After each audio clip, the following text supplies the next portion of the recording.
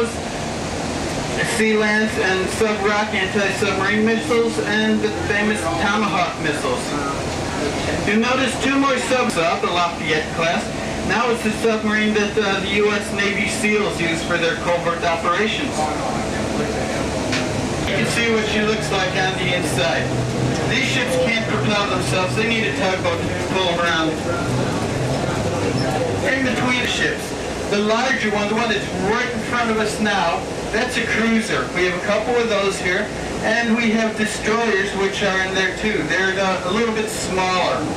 Destroyers are used for anti-submarine warfare, but they can also attack other ships and land targets as well. They have surface-to-air defenses, but the surface-to-air warfare is mostly the job of the cruisers. They have a very large radar and quite a bit more missiles on them. New destroyer inside her. It's the Arleigh Burke. We're making about 24 of those destroyers. You can see her inside there. She just had the left prop taken off and repaired, put back on. These destroyers, the Arleigh Burke class and the Ticonderoga class, laser ray AG system radar.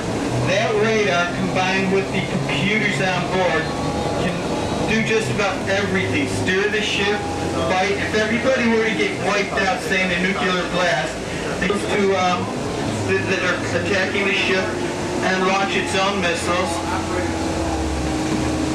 The Arleigh Burke has 90 missiles on board, plus 8 harpoon anti-ship missiles, and their own petrol and long fuel. It's hard to find a Texaco station, so we bring our own gas stations with us.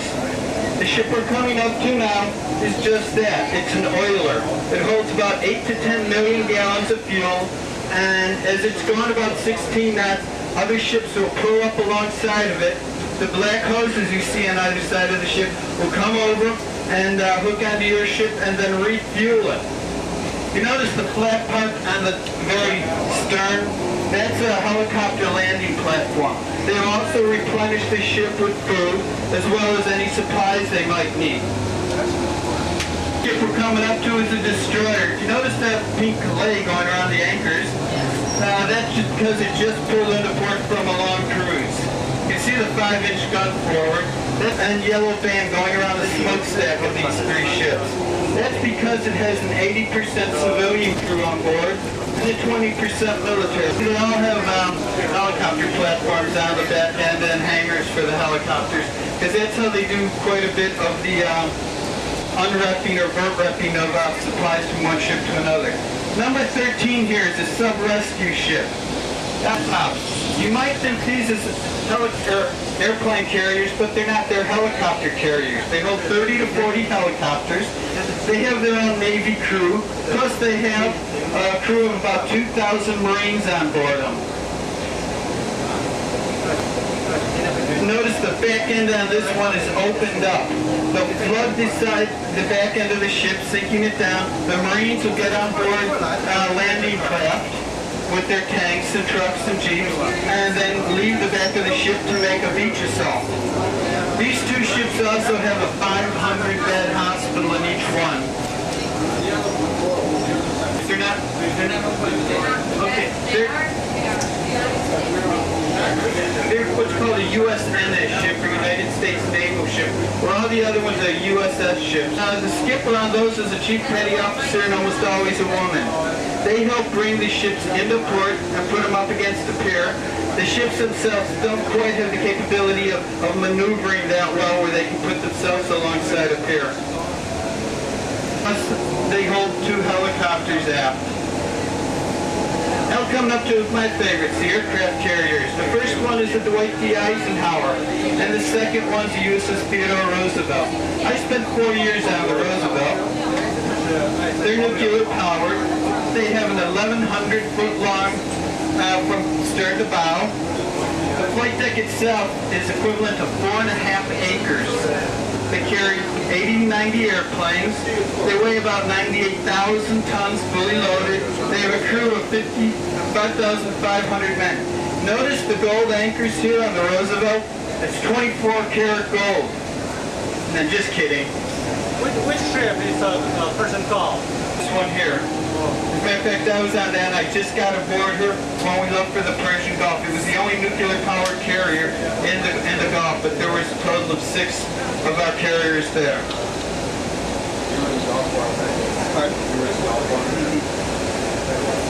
The warehouse. The warehouse has 2 huge chimneys on either side of it. If you were to go inside, you'd see 2 beautiful fireplaces in there. We have an admiral and his family living there now. The West Virginia house, you notice there's a blue plaque and an orange plaque on the steps going up. A blue plaque means that's where an admiral's living. The orange plaque means that there's a Marine general living on that side of the house. The Georgia house is a replica of the house that President Roosevelt's mother was born in. We have an admiral living there right now. This is a replica of the house that he lived in. He was the last living signer of the Declaration of Independence. That's the Maryland house. The entire first floor of this house we're coming up to is one grand ballroom. That's all that's down here on the first floor. Up on the second floor they have 13 rooms where an admiral and his family live. Right now if officers, flag officers come to visit us, they'd be living down below here in the bottom part. And if the president or vice president were to come stay with us, they are the only ones allowed to live on the second floor.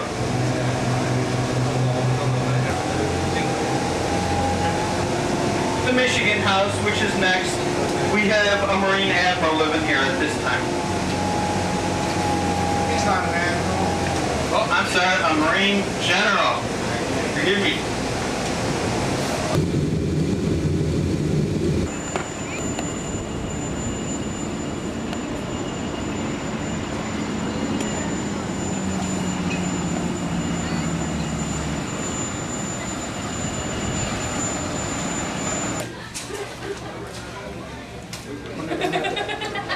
Bacon double cheeseburger.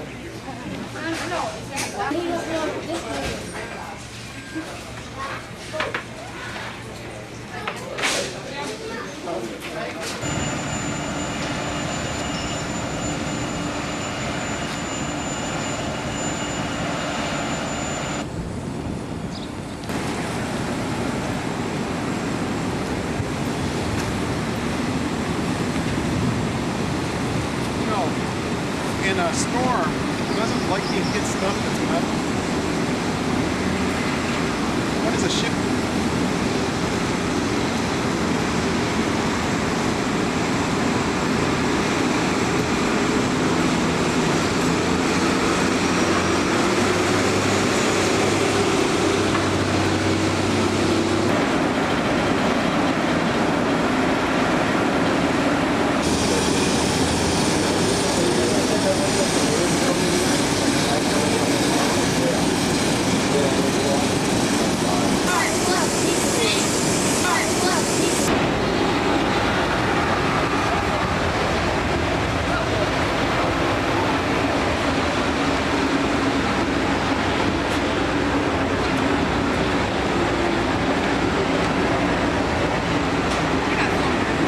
Small boat operations, like we man it up whenever we have flight quarters, whenever the helo takes off, in case somebody's blown over the side. We also use it during our drug operations when we're down in the Caribbean. We lower it. Get the flight ticket here, aircraft carrier. Where is it?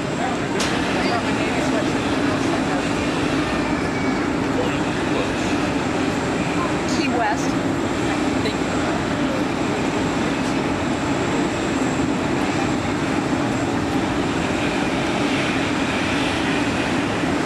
Go with let's keep 2 birds right here.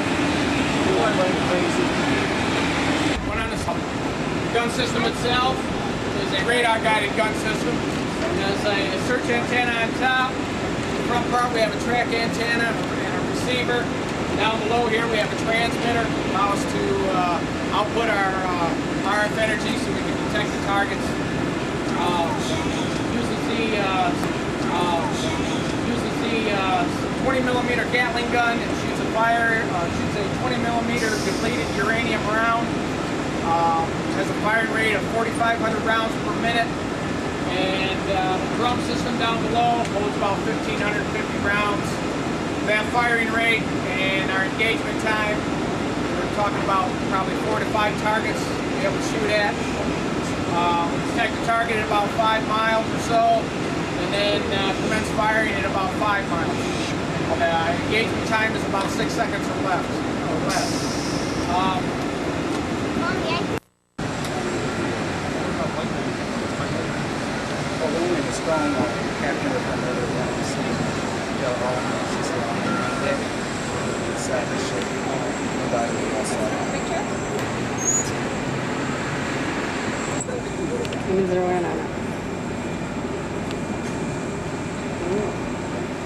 Looking out the front, see what's going on in the band. It's like a motorhome.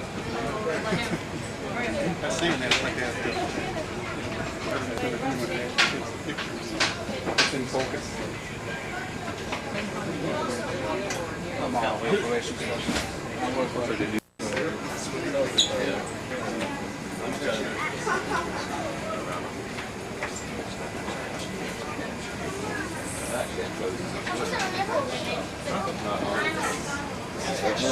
This is the bridge or pilot house. This is where you steer the ship from, navigate. This is the chart table where the QMs, they stand right here and they got their chart laid out. Where's where we're at on there. The bosun mate, it's the bosun mate. He usually stands right here, and then you have your seaman there. It's our coffee maker. These night watches. What exactly that was? This one, it's like a defroster.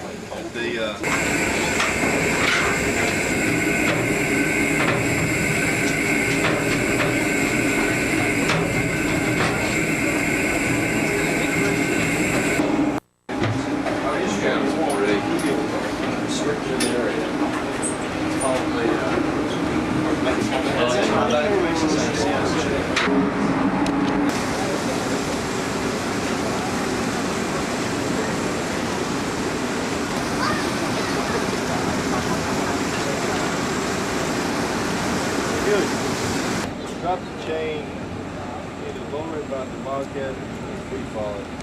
All your turns off but one. So whenever they say let go of the anchor, you'll have your pin man undo this last turn, pull the pin, and you have your ball man, got the hammer, he'll come, hit it, and once he hits it, he'll step back, the chain, just go. And it travels, just leave excess line.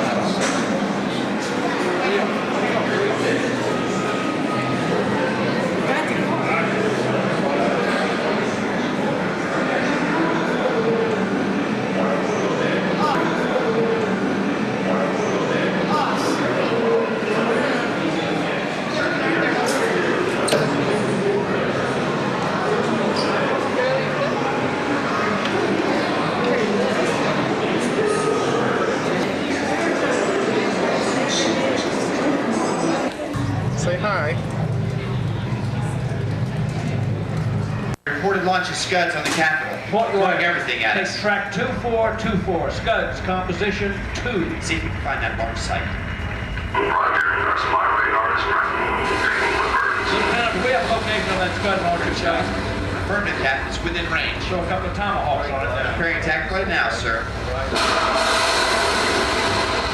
Captain, USS Philippines here. Reports engagement with 62 enemy gunboats. Others are drawn. Right. What we want. Enemy aircraft. job, Lieutenant. Great job, crew. Ladies and gentlemen, we hope you have a better...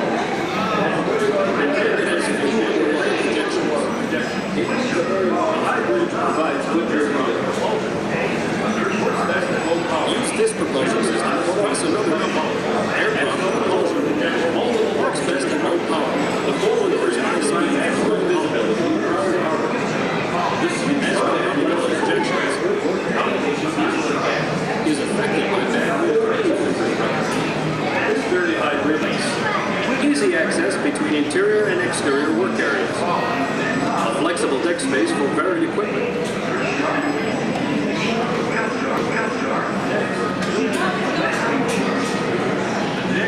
Multiple deck superstructure.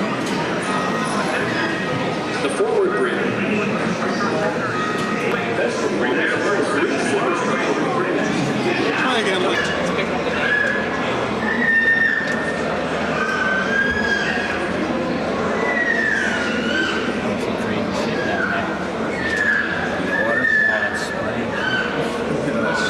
I know. Like I said,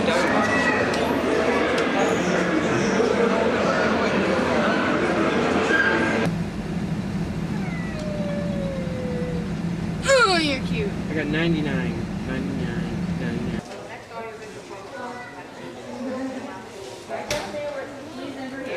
That gang house is called a lean-to. These slaves on this property were mostly Nigerian, especially here in the field quarter. They believe the older you become, the more valuable you are, and they afford their elders certain privileges. Okay? The eldest slave on the property is the most important to them. So the eldest slave would have that room to himself rather than sleep with 40 to 60 other men. In 1770, this man's name is Paris. He's 71 years old, probably one of the few African-born slaves on this property. How many slaves do you think were living in the B-71? 2, a boat that's maybe 2 miles offshore. How about this? You take the Africans, the Ashanti, the Zulu, these stronger Africans who are in Africa, and these are the people who are capturing other Africans and taking them out to the boats, taking them out to the ships. You see, what's happening is you have slavery all over the world. Some form of slavery. The British call them serfs. In Africa, once you conquered a people, you enslave that people. If a person would commit a crime, you would enslave that person rather than put them in a prison. So, the Africans, the Ashanti, the Zulu, the stronger nations would taking over other nations, and they would take the conquered Africans to the coast, and then they would row them out to the ships. How do you think the accommodations were on this boat? Poor.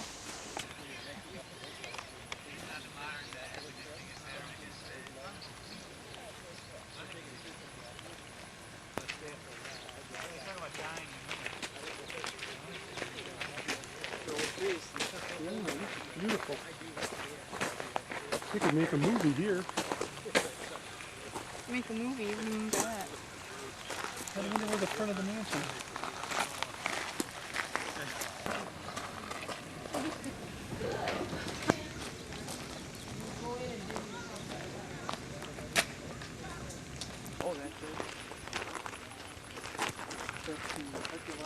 James River.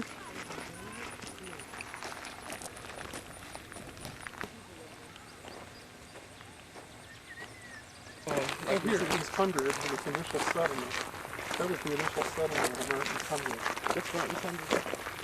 It was Winston hometown. That was a guy, like they came here and they worked for like England or whatever, and they were 30 or 40 people living there. yeah. Where? In that little Oh, then the, oh yeah, I remember now. The Indians attacked attacked and they them. burned it down. Yeah. And so that's why they found those people's skulls like all burnt and stuff.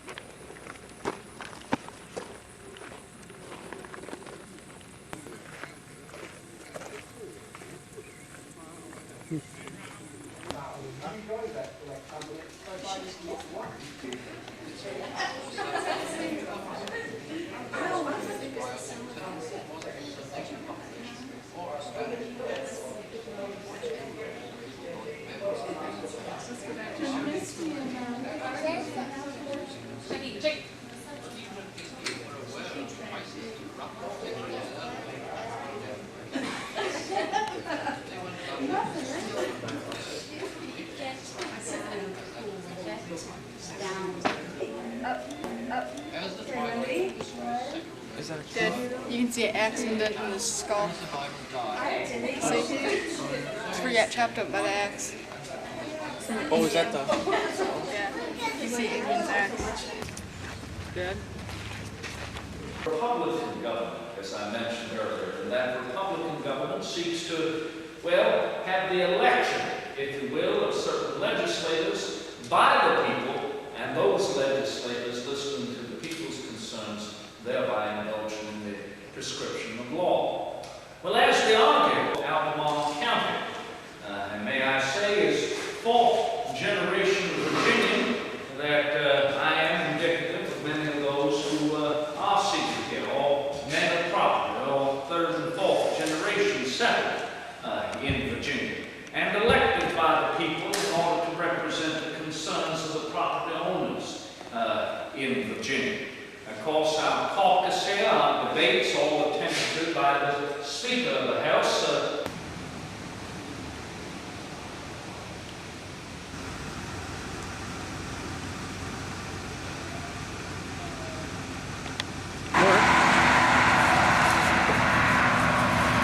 Good thing you had water.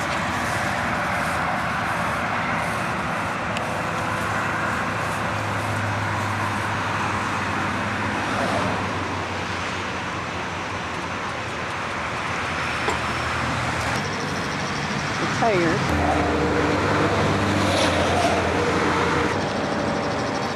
This is what was on fire. The tire.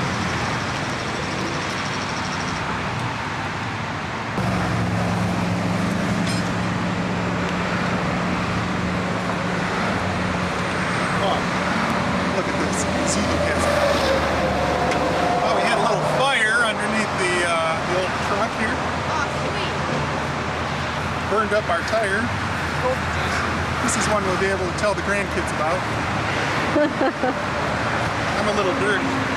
Putting out the fire and dropping the tire.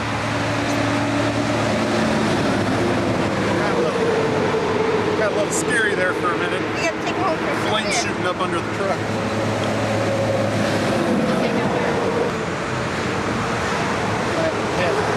Get cleaned up now. It's my. Are we having fun yet?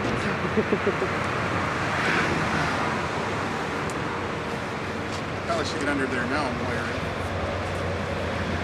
This is our campsite at Drummer Boy Campground in Pennsylvania, Gettysburg. Huge campsite. There's a fire pit over here. The last day, cupola on top. That cupola was used as an observation post by officers from both armies, but at different times during the battle. In the movie, you'll see General Buford in the cupola on the top of that building. The entire building was used as a hospital during and after the battle. Also noted many points in the battlefield, and I'll use that as a point of reference also. We started our tour south of Gettysburg on Cemetery Ridge, we've driven through the town. We're now west of town on Seminary Ridge, noted for the chapel with its steeple, but close to where the first day's fighting began in the fields over to Northern General John Buford brought his first cavalry division. June 30th was to be the last day and night of peace around Gettysburg for a long time. What followed were 3 days of battle on the first 3 days of July. When I talk at any time about first, second, or third, I can mean day of the month or day of the battle. They're one and the same. Also, the Potomac, and it was under General Meade with 95,000 men from 18 different states. The Confederate Army was called the Army of Northern Virginia under General Robert E. Lee with 75,000 men from 11 different states. The state of Maryland had units in both armies, so I've counted Maryland twice. State of Illinois. Regiments had 1,000 men in them, but there would be losses not only from battle, but also due to sickness and disease. So the typical regiment fighting here at Gettysburg had been reduced to between 200 and 500 men. 4 or 5 of these regiments would be grouped together to make... Are you set? Yeah. We're looking at the McPherson barn where the battle began.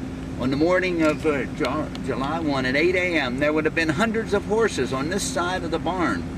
One man trying to hold 4 horses, while 3 out of 4 of these Northern cavalrymen would have been fighting dismounted on the ridge just behind the barn. Their mission was to locate the enemy, to report back, and then to delay the enemy for a while if possible. General Buford and his men did that quite well between 8 in the morning and 10. By 10 a.m., the advance units of the Northern Infantry began to arrive, so these cavalry units were then moved off. Half of them were sent a mile ahead, shouting, pointing to Confederates coming in the distance. At that point, there was a heavy exchange of fire, and the square monument with the point on top marks the spot where General Reynolds was killed at the beginning of the battle. With his death, the command of the Northern troops in the field of New York State that we see ahead and over to the left. That statue is for Abner Doubleday. He'd invented baseball as a young man at Cooperstown, New York, but he was a career. At 10 a.m., these Northern troops, including the 24th Michigan, are advancing in the woods to the right and the fields on each side. The woods was not nearly as dense as you see it today because most of the undergrowth would have been removed through pasturing. So the two sides could see each other at a distance of at least 60 or 70 yards as they were approaching through the trees. Coming towards us were the Confederates of Brigadier General James Archer's brigade. These Confederates were surprised to be meeting this elite unit of the Northern Army here at Gettysburg. They thought they would only be fighting against local militia. So the Confederates were pushed back across to the stream to the left for the 24th Michigan Regiment. It had been organized in 1862 and had fought in several battles prior to this one. The monument shows this distinctive uniform for the entire Iron Brigade with their black felt hats. No other unit in the Northern Army wore them. It was said that when the Confederates saw these men of the Iron Brigade coming towards them, firing at them, they were muttering, "'Tis those damn black hats," and probably must be the Army of the Potomac instead of local militia. And some of the Confederates were probably swearing a little bit more than that. From the south, and then came out here on McPherson's Ridge, where we are now, west of town, or to the north of Gettysburg to take up their positions to fight. Over to the standing is Brigadier General John Buford. He's the cavalry leader that caused the battle to be fought here when he intercepted the Confederates coming this way. The one on horseback is Major General John F. Reynolds. He was the highest ranking officer for either army killed here at Gettysburg. Just a few minutes ago, we saw Northern regiments put them here in a period 170,000 men struggling. So you can't do that on the size of a football field, right? Now, more than 1,800 of these old men, mostly in their 90s, but some over 100 came back for this final reunion of the blue, the north, and the gray, the south. The memorial's made of 2 types of material, Alabama limestone and main flag south side of the Chambersburg. Noontime, 8,000 Confederates had arrived here on Oak Hill, where we are now. And in the afternoon, they attacked across that open field to our right into that stone fence position. It turned into a disaster for the Confederates. Rifles could fire effectively up to 300 yards, but the Northern officers held their fire until the ex-President Eisenhower used that building for his office at right angles from the west. By converging there in the center of the square, they cut off any additional Northern Army retreat, and many Northern soldiers were captured in the streets just around us. Now over to the left. To the left is the railroad station, where it says visitors information now. The exterior is preserved. Now watch your railroad tracks here. It's preserved as it was when Lincoln came. A three-story brick house in the corner, owned by Attorney Wills. Lincoln slept in that house one night after dining with the Wills family, and he put the finishing touches to his Gettysburg address in the upstairs room of the Wills house. If we kept going,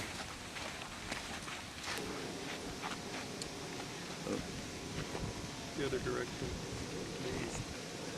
Seminary Ridge in the Confederate lines. Right straight ahead of us is Cemetery Ridge, with the Union lines running along the crest of the ridge. The men behind us from North Carolina are depicted out in the open. They're halfway across. They're being hit by artillery fire already.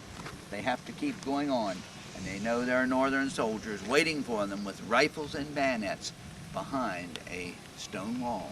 Is any wonder if those men are looking a little bit concerned? Anyway, I will not point to is Robert E. Lee, mounted on Traveler, his favorite war horse. He's depicted here riding out to greet the survivors of Pickett's charge, and he has his hat off to them as he goes out.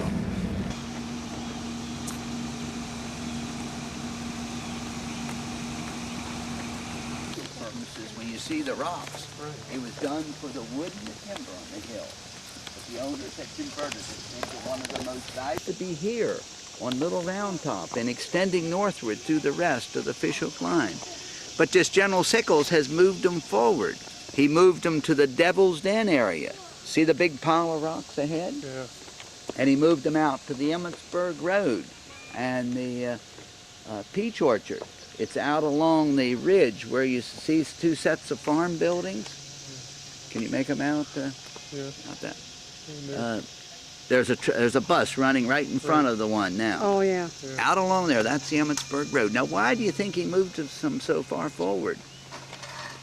Well, nobody has a good answer, so I'll just tell you what he said in his report. In his report, he said he wanted to occupy higher ground. Now, doesn't this look like the highest ground around? Yeah. He also did it against orders. He'd asked permission from Sickles' men are supposed to be here, but he's moved them out to the Green Line, Emmitsburg Road, the Peach Orchard, and Devil's Den.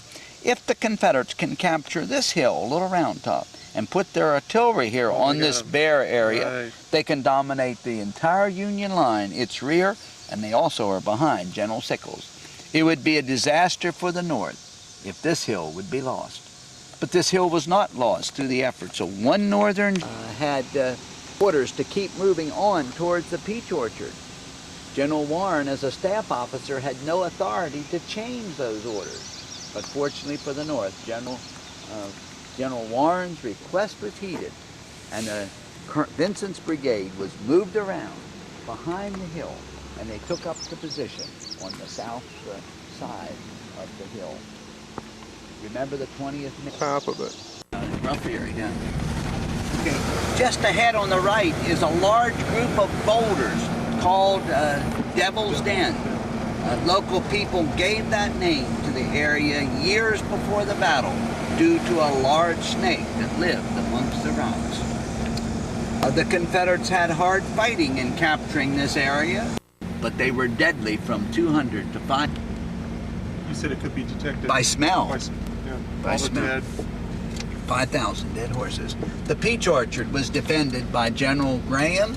It included the 5th Michigan Regiment on the other side, The Confederates overran that area with heavy losses. From the little. Now look to the left. See the hole in the barn? Put there by the Confederate artillery. They could prove they could hit the broadside of the barn, but no Confederate battery would have been proud of that shot. They were aiming a little bit too high. Notre Dame University in South Bend. We're back on the main Fishhook line again, but by 7 in the evening it did not resemble much of anything. General Meade had pulled most of the defending troops away and sent them elsewhere to fight. Then the final waves of Confederates came across from the left. More than 1,000 were about to break through in the area ahead. Only 262 men of this 1st Minnesota Regiment stood in their way. They fixed their bayonets. They charged down the slope and sacrificed themselves. 15 minutes later, only 47 out of the 262 from Minnesota made it back. They had lost 82% of their men in 15 minutes, but they'd saved the center of the Union line. The large memorial just ahead is the Pennsylvania one. There was no stonework there on the night of July 2, but that marks where, in the darkness of the night of July 2, soldiers from both sides intermingled as they filled their canteens from the same source. They did not talk, nor did they fight. They simply shared the water. Now let's look at the map again. Confederate States of America. An oddity because it's a Southern regimental monument. Of all the Southern regiments that fought here, only 4 of them have any special plaque or monument. And this was not only the first, but it's still the largest. But these men were not from the 2nd Maryland Infantry, the Confederate Army. They were in the 1st Maryland Infantry Regiment of the Southern Force. The Northern veterans owned the land. They wouldn't let these men put their true name on the monument that they were buying. There already was a 1st Maryland down at the foot of the hill, the Northern unit, the Loyal Boys. And they said that these men could not have 1st Maryland. Can you see the animosity that existed after the war? When the federal government took over, they cut in 1st Maryland changed to right the wrong from years before. Now, don't trust me. And another right angle.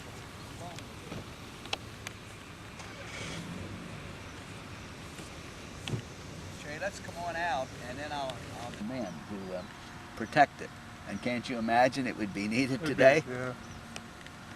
Okay, now when are you ready? I'm ready now. Okay.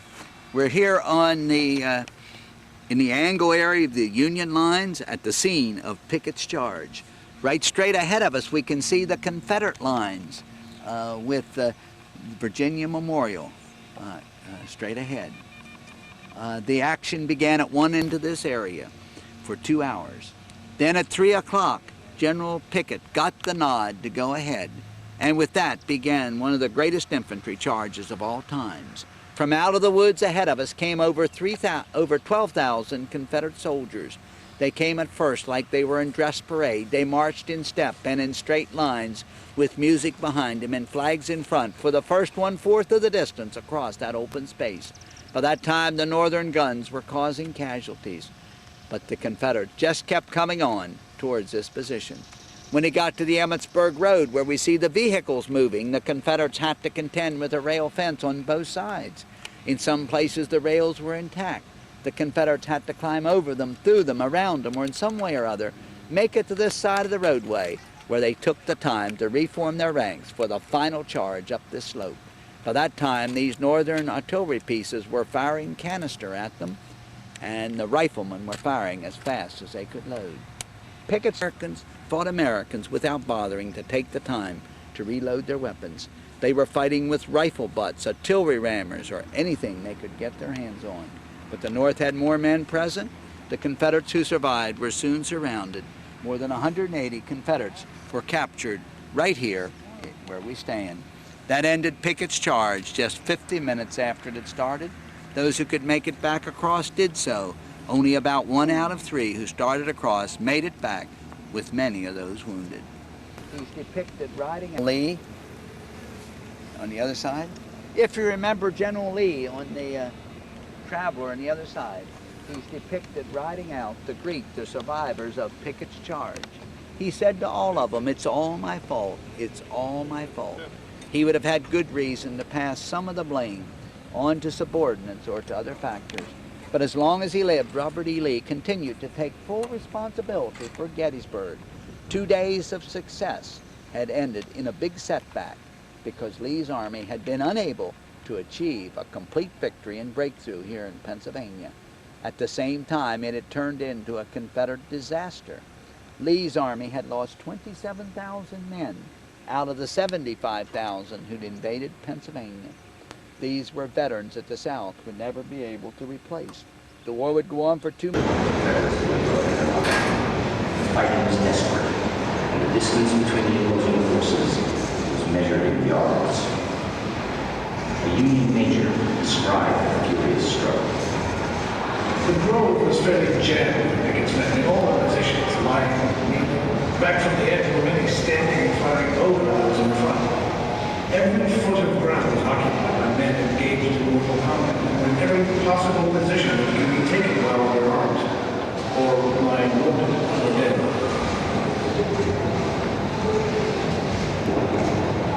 The Confederate position soon became hopeless. 2 men had fallen. Too few remained to stand off the growing Union numbers. But the artist, if you look under the lean-to, you will see the operating room area and a surgeon about to perform an amputation. Now, a trained, skilled surgeon could perform and complete an amputation in under 3 minutes, and that was usually without any anesthesia. On a lighter note, we'll take a look. Yeah, you can see like the cuts.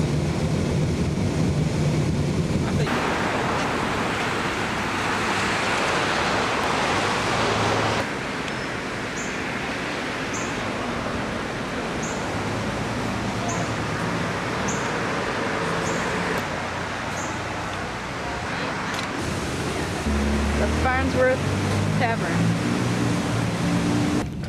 Oh no, I'm okay. This is Confederates tried to sneak around and they met Custer. Yep, from behind. David Gray. You know,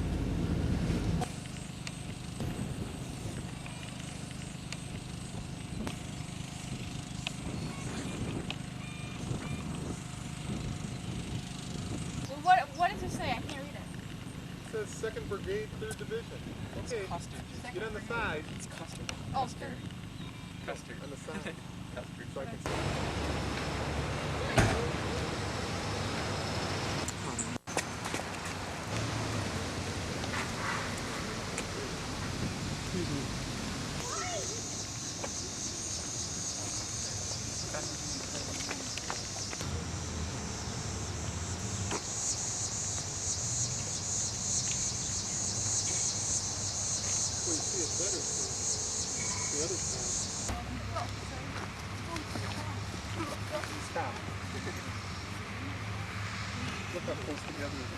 These are all the unknown soldiers that died. They just have them buried by number.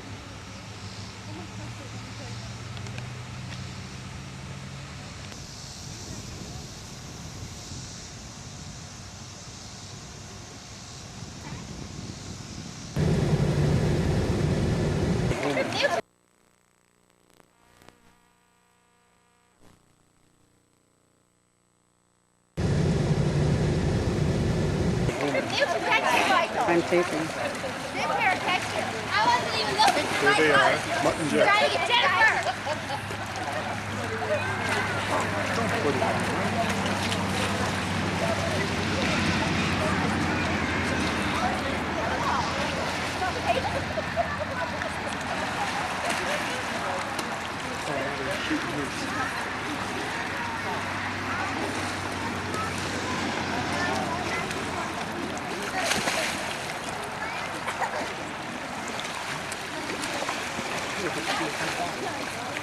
Yeah, you threw that one.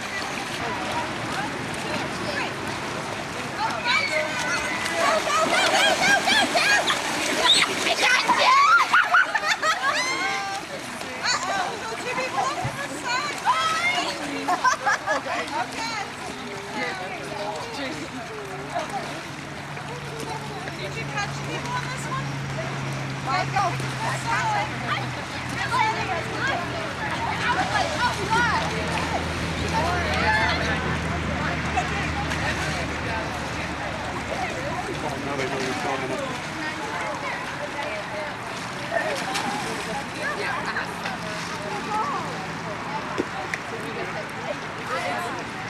Get back in.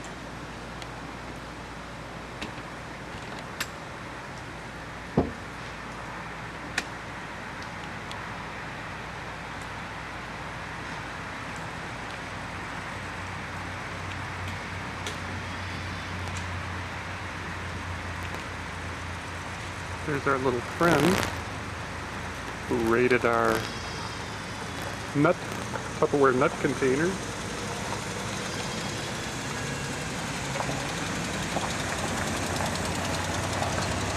Pigging out on some more nuts.